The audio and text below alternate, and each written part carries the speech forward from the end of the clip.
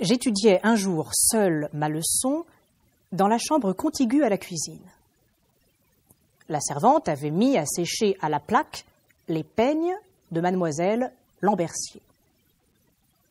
Quand elle revint les prendre, il s'en trouva un dont tout un côté de dent était brisé.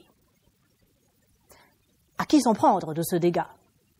Personne autre que moi n'était entré dans la chambre. On m'interroge, je nie d'avoir touché le peigne. Monsieur et mademoiselle Lambercier se réunissent, m'exhortent, me pressent, me menacent. Je persiste, avec opiniâtreté. Mais la conviction était trop forte, elle l'emporta sur toutes mes protestations, quoique ce fût la première fois qu'on m'eût trouvé tant d'audace à mentir. La chose fut prise au sérieux.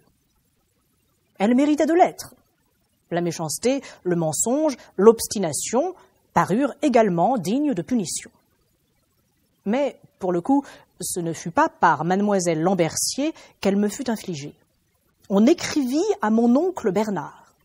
Il vint. Mon pauvre cousin était chargé d'un autre délit, non moins grave. Nous fûmes enveloppés dans la même exécution. Elle fut terrible. On ne put m'arracher l'aveu qu'on exigeait. Repris à plusieurs fois et mis dans l'état le plus affreux, je fus inébranlable. J'aurais souffert la mort, et j'y étais résolu.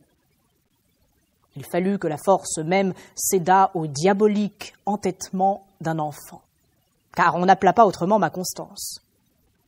Enfin, je sortis de cette cruelle épreuve en pièces, mais triomphant. Il y a maintenant près de 50 ans de cette aventure. Et je n'ai pas peur d'être aujourd'hui puni de rechef pour le même fait.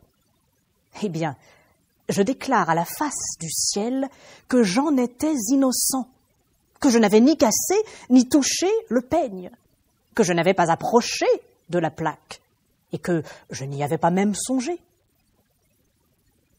Qu'on ne me demande pas comment ce dégât se fit, je l'ignore et ne puis le comprendre. Ce que je sais très certainement, c'est que j'en étais innocent.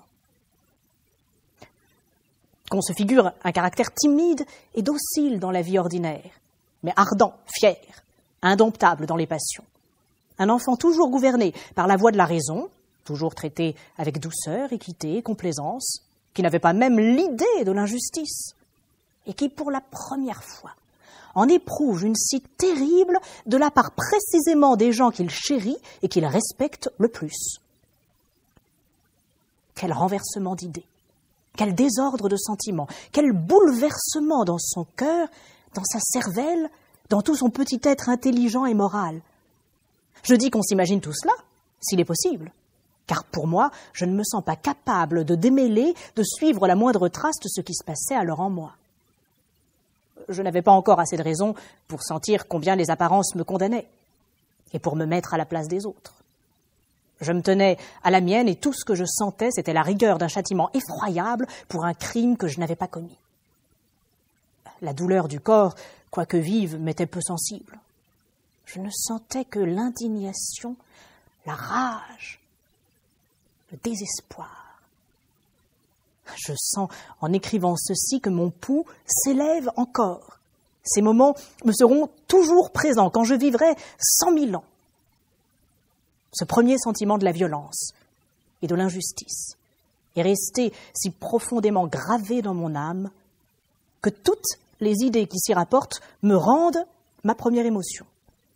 Et ce sentiment, relatif à moi, dans son origine, a pris une telle consistance en lui-même et s'est tellement détaché de tout intérêt personnel que mon cœur s'enflamme au spectacle ou au récit de toute action injuste, quel qu'en soit l'objet et en quelque lieu qu'elle se commette, comme si l'effet en retombait sur moi.